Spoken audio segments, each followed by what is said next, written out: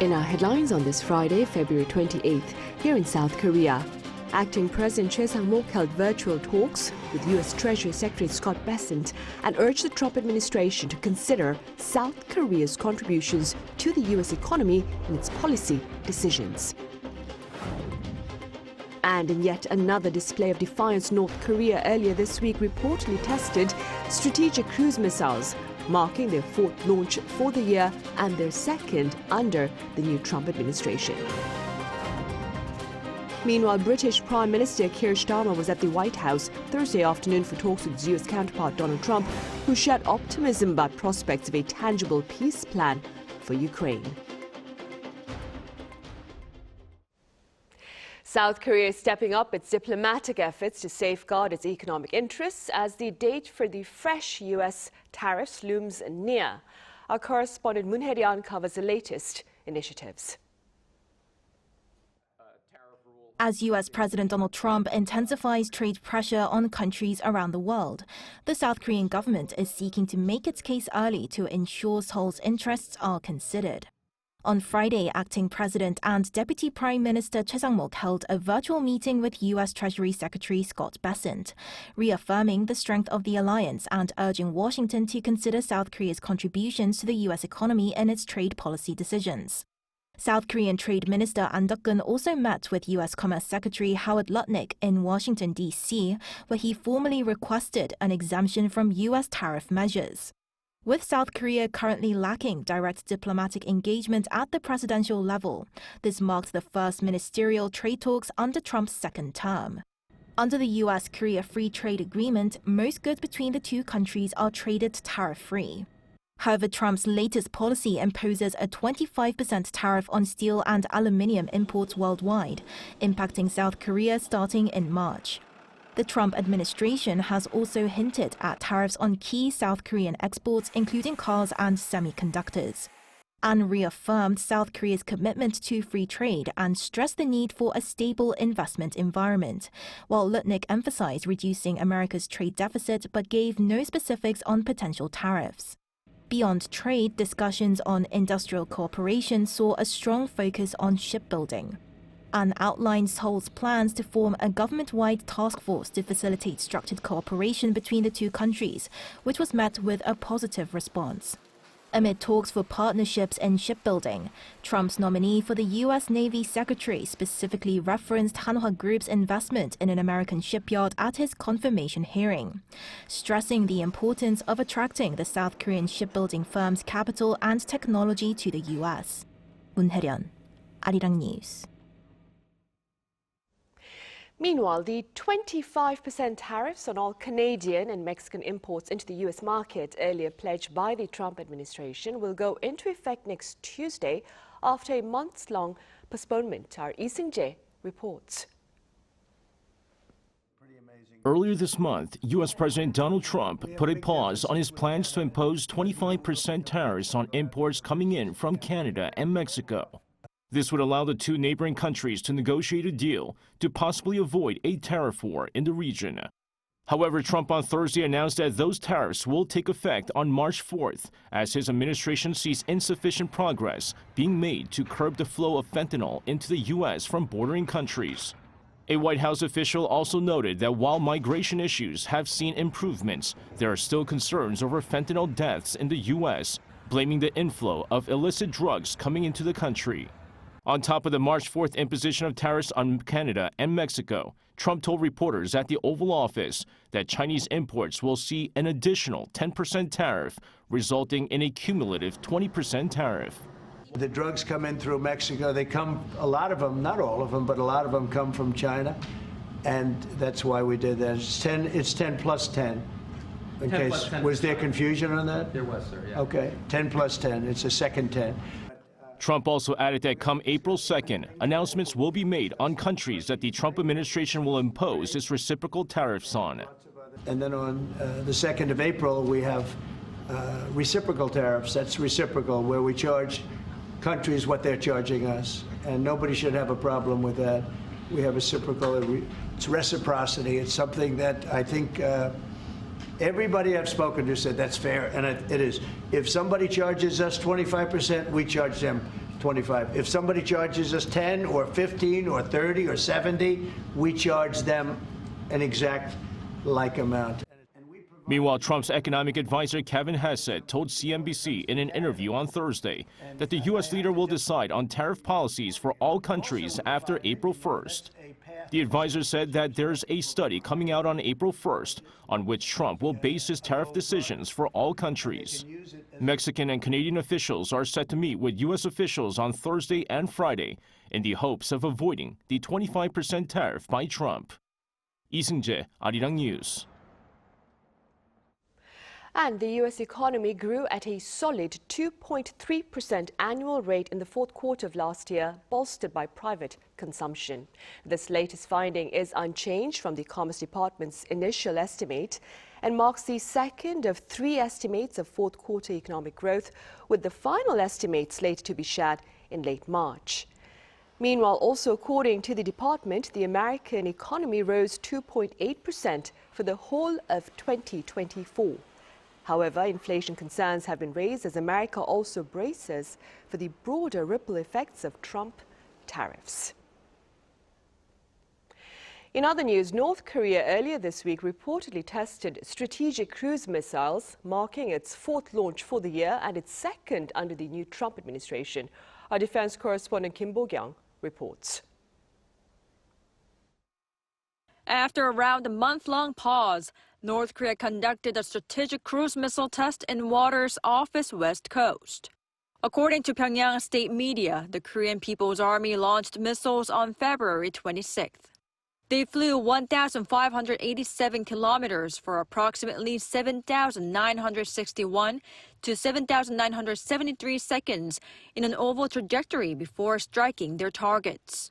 The North state media said the test aimed to demonstrate the ability to retaliate against threats, to reinforce the credibility of its nuclear deterrent, and to improve the operational readiness of its strategic cruise missile units.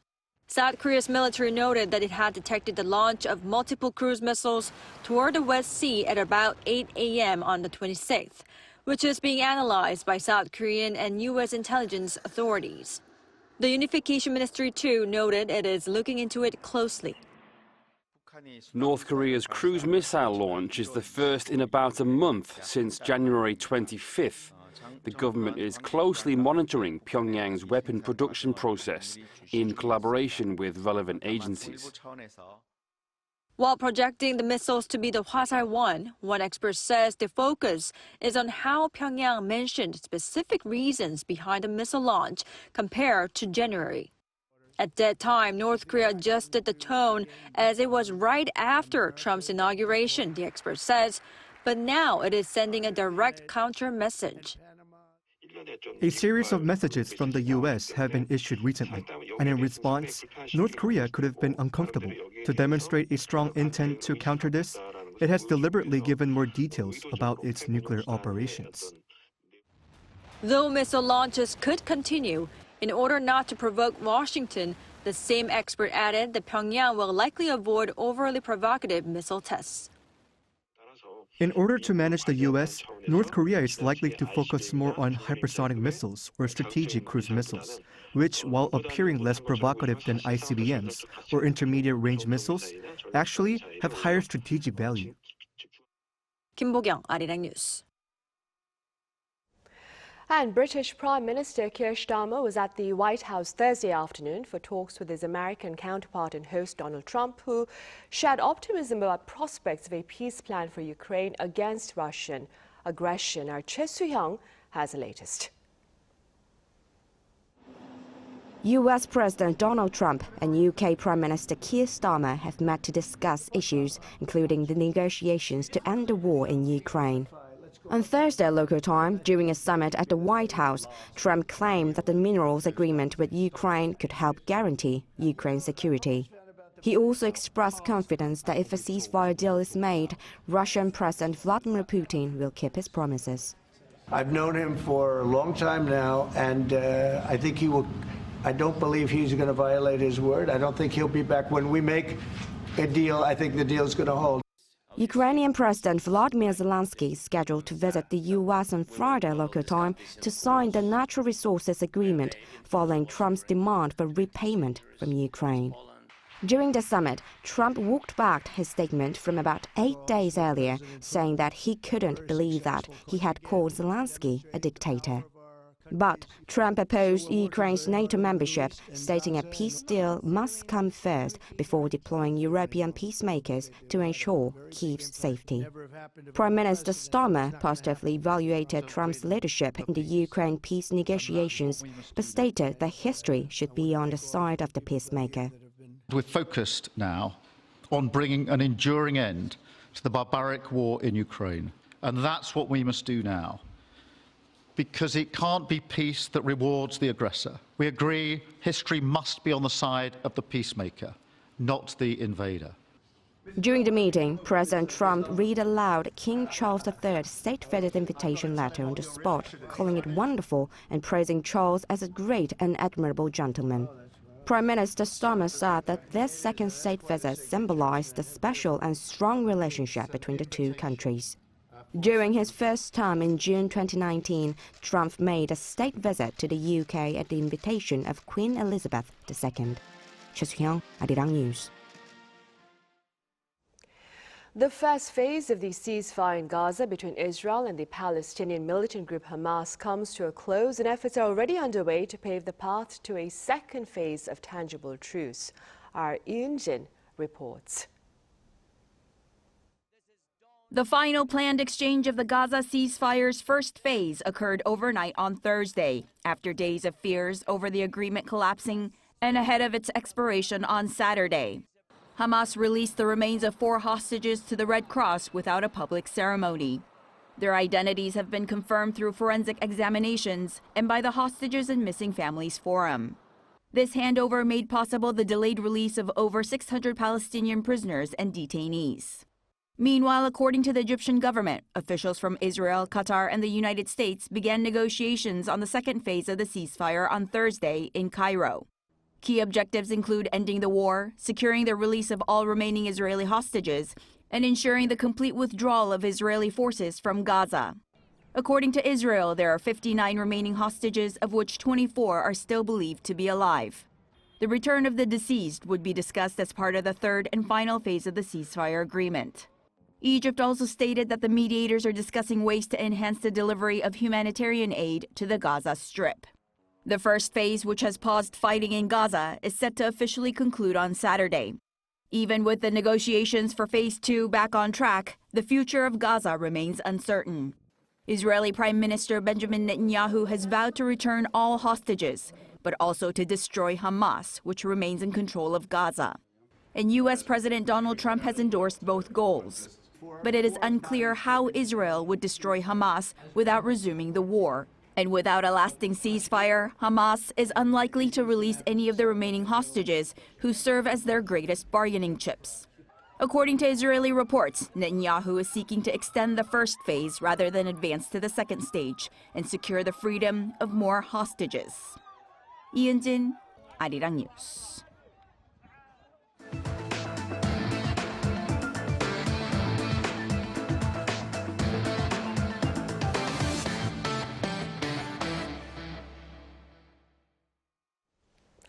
At the National Assembly today, the main opposition party held back from partaking in planned talks on state affairs with the government and ruling party amid fresh dispute over acting President Choi Sang-mok's failure to appoint Justice nominee Ma Eun-hyuk to the Constitutional Court.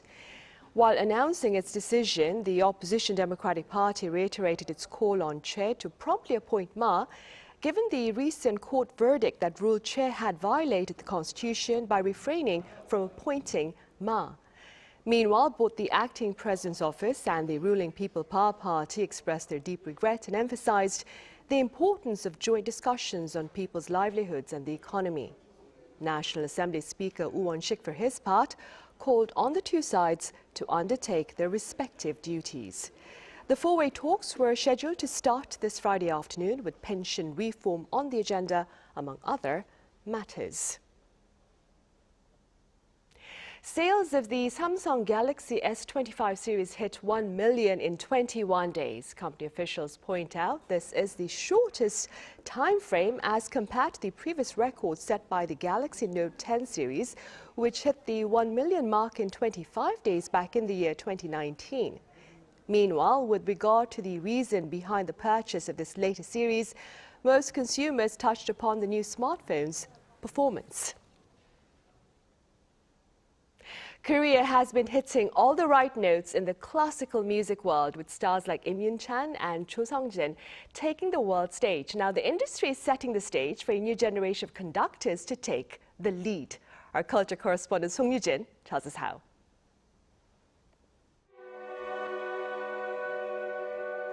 Inside this hall, the Seoul Philharmonic Orchestra is full in rehearsal. But today, a new face leads the podium, under the watchful eye of a familiar one, music director Jaap van Zweden. The orchestra has opened its doors to rising conductors through the 2025 SPO Jaap van Zweden Conducting Fellowship.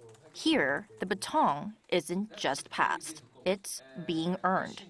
To be in front of an orchestra and be with them and work with them is a complete different experience than preparing this in a room when you are alone or just with a pianist. The 8 young conductors selected through an open audition work closely with Korea's top orchestra for 3 days. So one, two, three, and then 4, 5, 6. 4 is 4, 5, 6. 4 is 5, 6.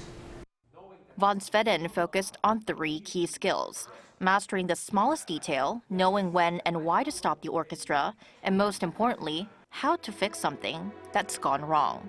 But we always have to learn that the power is with the orchestra and not with us. We just bring out all the potential. Orchestra don't want to have authority by just being an authority, but they want to see the authority of knowledge, what you know about how to fix things. These young conductors have already built impressive careers, working with orchestras across Europe and the US and training at top music schools. Yet they seized this chance to grow, because in music, as in life, there's always more to learn. It's really special that the maestro took the time to praise us. As young conductors, we need that encouragement. It gives us the confidence to push ourselves further. He doesn't overlook that. Most master classes last for just a day. This program is on a whole other level. We spent an entire week working closely with the music director and rehearsing with the orchestra. Opportunities like this are invaluable. It's a priceless lesson, freely given, where a legend hands down everything they know, shaping the maestros of tomorrow. Song Yoo-jin, Arirang News.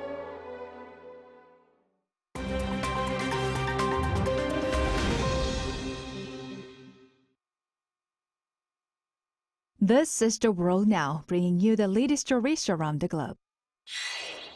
Right-wing influencer Andrew Tate, who along with his brother Tristan is facing trial in Romania for human trafficking and organized sexual exploitation, has arrived in Florida.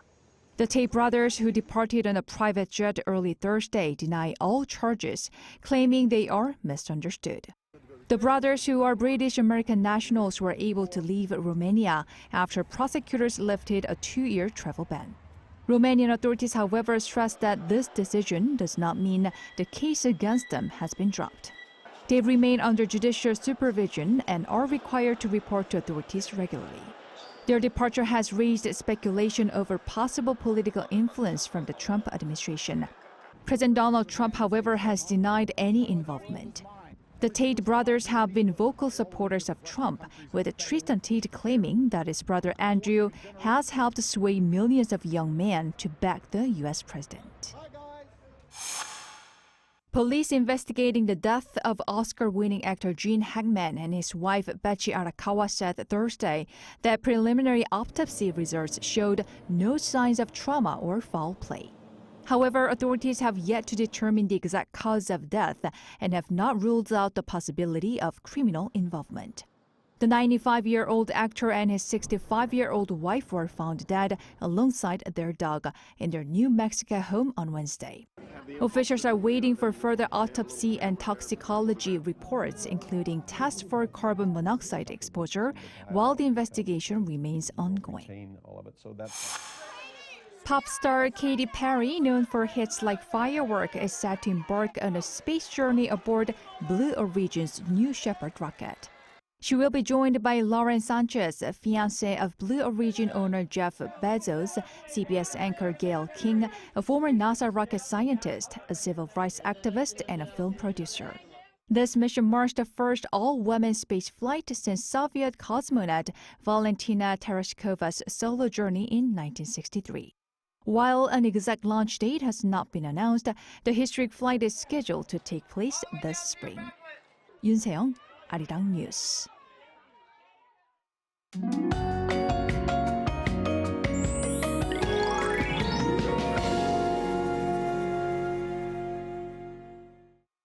There will be no worries about the cold during the Samiljeol holiday, which starts tomorrow, but rain or snow is expected to fall across the country.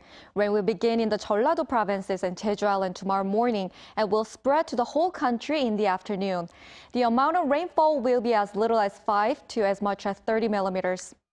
It's going to rain on Sunday as well. Rain will turn into snow in northeastern parts of Gyeonggi-do province, Gangwon-do province, and the mountainous areas of northeast Gyeongsangbuk-do province. In particular, heavy snow of up to 20 centimeters is predicted in the mountainous areas of Gangwon-do province. Please be prepared in advance. Seoul and Gwangju will start off at 5 degrees Celsius tomorrow morning, Busan at 7 degrees. Daily highs will move up to 13 degrees in Seoul and Chuncheon, 19 degrees in Jeju and Gyeongju. Daytime temperatures will rise to double digits throughout the weekend nationwide. That's all for Korea. Here are the weather conditions around the world.